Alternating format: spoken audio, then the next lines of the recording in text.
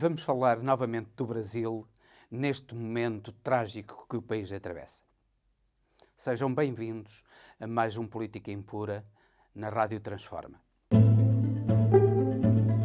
Uma lúcida análise sobre os acontecimentos políticos com Henrique Prior.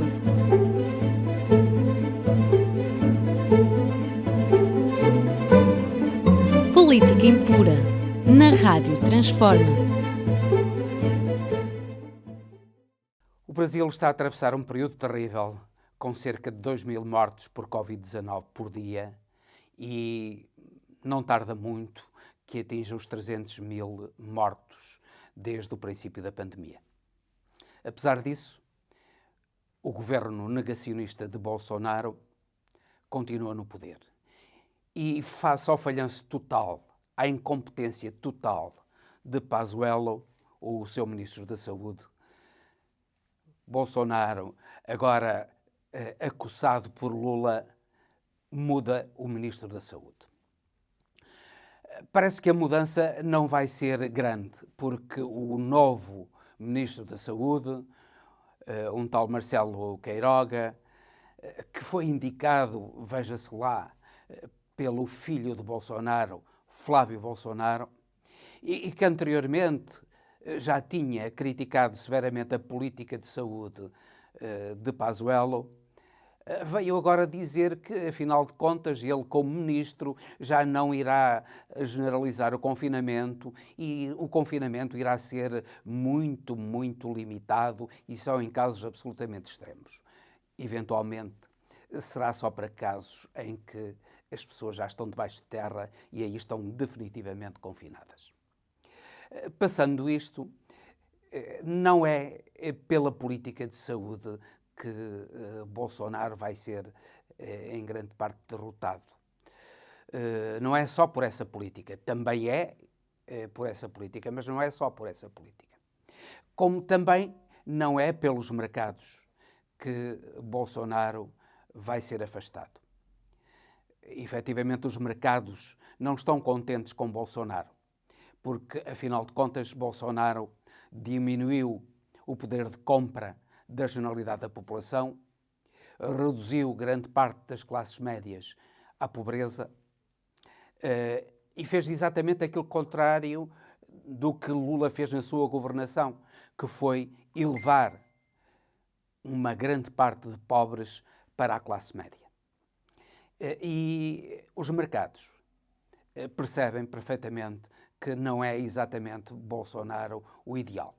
Embora tenham toda a confiança em Guedes, em Paulo Guedes, o ministro todo-poderoso de Bolsonaro, porque Guedes é um homem dos negócios, é um homem da finança, é um homem da manipulação dos mercados e, no fundo, de tudo aquilo que é relacionado com fuga de capitais e todo o tipo de crimes de enriquecimento ilícito que acontecem no Brasil. Não é por Paulo Guedes ser desagradável aos mercados que Bolsonaro vai perder as próximas eleições. E muito menos ele será afastado através do impeachment, porque quer no Senado, quer na Câmara dos Deputados, quer no Supremo Tribunal Federal, os deputados, os senadores e os ministros do Supremo Tribunal Federal têm-se comportado como verdadeiros agentes do poder. Dizem que não é propriamente o momento ideal para apurar os crimes de Bolsonaro e muito menos a política de Bolsonaro, porque as pessoas ainda não estão na rua em grandes manifestações contra o governo. Não estão na rua porque estão a morrer. E muitos não vêm para a rua porque têm medo de morrer com Covid-19. E por isso, valendo-se disso, as coisas no governo de Bolsonaro vão continuar como estão. A saúde vai continuar como está. O desinvestimento na educação e na saúde vai continuar. Mas a população brasileira, parece que inclusivamente Fernando Henrique Cardoso, já se apercebeu que Bolsonaro é um erro trágico para o Brasil e que, apesar de tudo, apesar da hostilidade manifesta que Fernando Henrique Cardoso, o PSDB, o PMDB têm demonstrado contra Lula da Silva, apesar de tudo, parece que eles estão resignados à ideia de que Lula irá vencer as próximas eleições. É mais que provável que Lula vença as presidenciais de 2022. A verdade é que também não está garantido que Lula consiga levar a cabo uma política de esperança que o povo brasileiro, apesar de tudo, deposita em Lula. Porque o discurso de Lula foi já depois da decisão do Supremo Tribunal Federal, foi um discurso contemporizador. Foi um discurso para não afugentar os mercados. Foi um discurso conciliador e voltado para os votos do Centrão.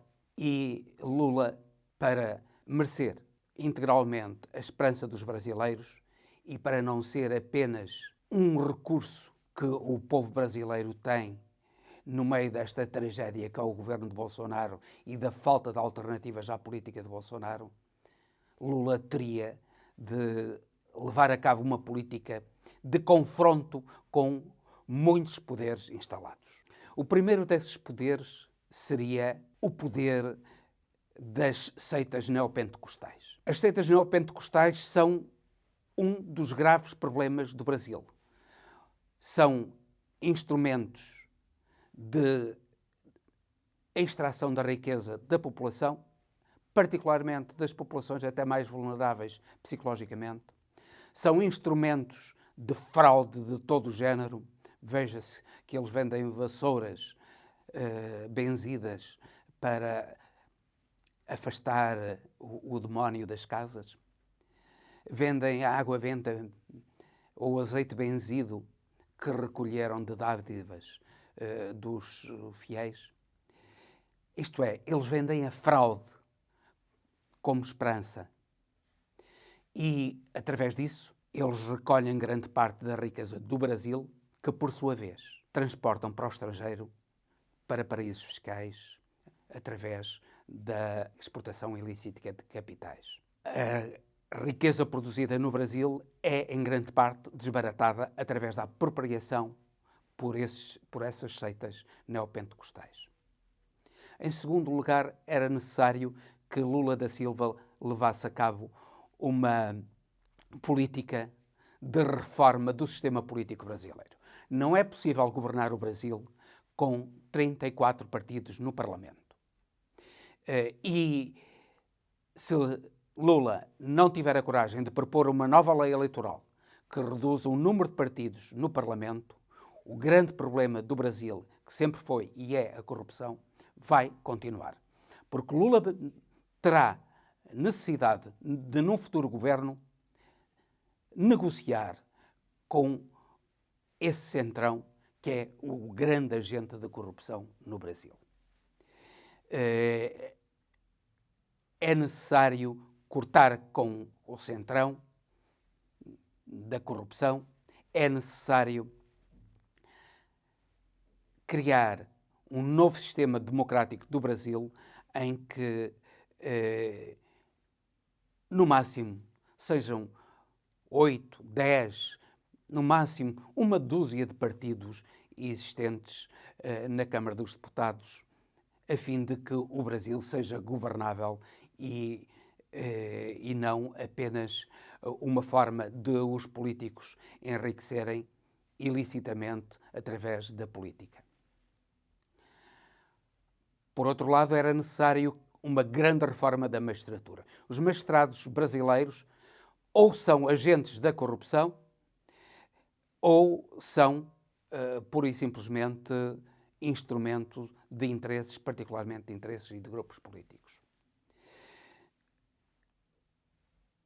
Não quer dizer que não haja magistrados sérios, quer na magistratura judicial, quer na magistratura do Ministério Público.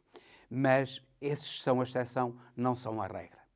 E isso sucede porque, no fundo, os magistrados são magistrados, em grande parte, particularmente no Supremo Tribunal Federal, nomeados por confiança política. Enquanto os magistrados não forem verdadeiramente independentes, enquanto não houver uma carreira da magistratura verdadeiramente independente e também altamente vigiada, porque a magistratura judicial e a magistratura do Ministério Público são, como se disse, as magistraturas influenciadas pela corrupção. E, portanto, o Brasil precisa de uma magistratura isenta, capaz de levar a cabo a justiça com rigor e com rapidez, o que não acontece com o Brasil. Depois, precisa de enfrentar a banca e o sistema financeiro brasileiro. A banca brasileira é um grande sistema de extorsão da riqueza do Brasil.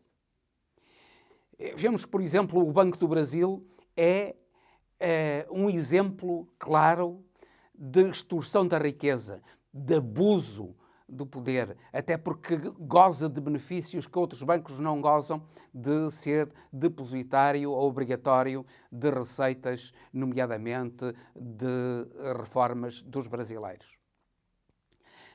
E isso faz com que ele abuse do poder para se apropriar das, muitas vezes, pequenas reformas dos próprios funcionários públicos federais, utilizando toda a espécie de fraudes, utilizando o crime, nomeadamente o crime de abuso de confiança, que utiliza até à exaustão impunemente.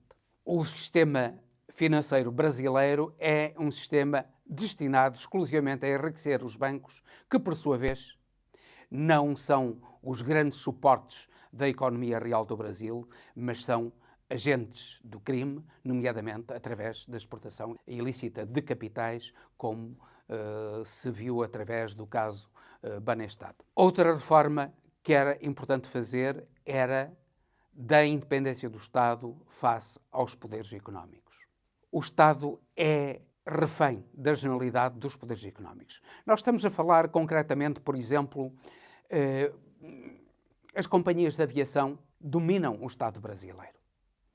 E só por influência ilegítima das companhias de aviação é que o Brasil não tem ferrovia, o Brasil não tem portos dignos desse nome, o Brasil não tem autoestradas dignas desse nome. E o Brasil, para ser um país competitivo, para ser um país justo, terá de ter ferrovia, terá de ter portos, terá de ter estradas e autoestradas dignas desse nome, que a grande riqueza do Brasil permite que tenha, e só o desbaratar da riqueza do Estado e o defender de interesses particulares, nomeadamente das companhias de aviação, é que não tem permitido. O Estado brasileiro precisa de pôr a grande riqueza económica ao serviço dos brasileiros.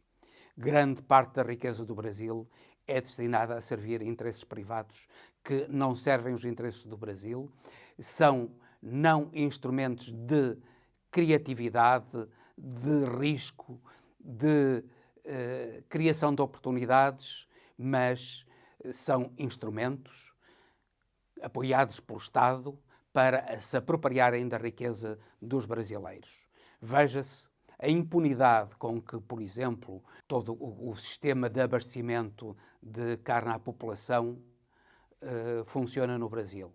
Neste momento, 1 quilo de carne custa no Brasil muito mais do que 1 quilo de carne em Portugal ou em toda a Europa. O que é inacreditável num grande produtor mundial de carne como é o Brasil. E isto apenas porque todo o sistema de produção e distribuição funciona não em proveito do consumidor, mas essencialmente em proveito de determinados produtores e em proveito de determinados distribuidores. E se o Brasil não conseguir controlar esse sistema de produção e distribuição altamente nocivo para o consumidor brasileiro, o Brasil nunca será um país verdadeiramente justo. Finalmente, Lula terá que ter a coragem de enfrentar, através do sistema fiscal, as classes mais elevadas. Lula conseguiu fazer distribuir riqueza pelas classes mais baixas, mas fê-lo em grande parte à custa das classes médias. E isso trouxe o ódio de grande parte das classes médias. Ele tem de perceber que ao grande poder económico, é à finança, aos grandes grupos económicos, que ele tem de ir buscar a principal renda do Brasil, que deve ser utilizada na prossecução da justiça social, na distribuição por aqueles que nada têm e que só com uma ajuda do Estado podem alcançar o emprego, podem alcançar as oportunidades para terem um mínimo de dignidade, e para que, no fundo, o Brasil tenha também outra coisa que interessa também ao próprio poder económico privado, que é um aumento da procura, porque esse aumento da procura só é possível desde que haja um aumento do número de consumidores e que os consumidores, nomeadamente aqueles que são mais pobres, possam consumir aquilo que neste momento não podem consumir, nomeadamente a carne e o peixe, o arroz, o feijão e aquilo que neste momento eles não conseguem consumir, porque no momento de pandemia em que o consumo baixou, a verdade é que, incrivelmente, os preços subiram, precisamente porque a economia está refém do grande poder económico. E se Lula não conseguir enfrentar esse poder económico e não conseguir enfrentá-lo também através do sistema fiscal, fazendo um sistema fiscal mais justo que faça distribuir a riqueza que neste momento é apropriada, sobretudo pelo sistema financeiro e pelos grandes grupos económicos, pelos mais pobres, se o não fizer, ele não terá a possibilidade de concretizar as esperanças de todos os brasileiros, ou da esmagadora maioria dos brasileiros, e que um grande número de brasileiros, a maior parte dos brasileiros, depositam nele. Esperamos que Lula consiga enfrentar estes poderes, assuma a coragem da ruptura e, inclusivamente, comece por fazer uma autocrítica relativamente ao seu próprio partido. Porque o Partido dos Trabalhadores, o Partido Lula, teve muita contemporização com a corrupção. Lula e o PT terão de fazer uma autocrítica muito profunda porque houve corrupção nos governos do PT. O exemplo de Palocci é o exemplo mais estranho, mas outros há além de Palocci. Há muita gente no governo de Lula muito honesta e infelizmente, curiosamente, uma das presidentes honestas que o Brasil teve, Dilma Rousseff, foi afastada. Precisamente pela grande corrupção, nomeadamente por Michel Temer e o seu bando. Ora, Lula tem de demonstrar que tem coragem para enfrentar aquilo que de mal tem o seu próprio partido. Porque todos os partidos são suscetíveis de serem infiltrados por corruptos. E se Lula não demonstrar que, efetivamente, está disposto a lutar contra os corruptos, ele não conseguirá ser a grande esperança do Brasil, que efetivamente pode vir a ser. E esperamos nós que venha a ser. E com isto termino, despedindo-me até ao próximo Política Impura, na Rádio Transforma, pedindo-lhes que subscrevam o canal, que partilhem e coloquem gosto.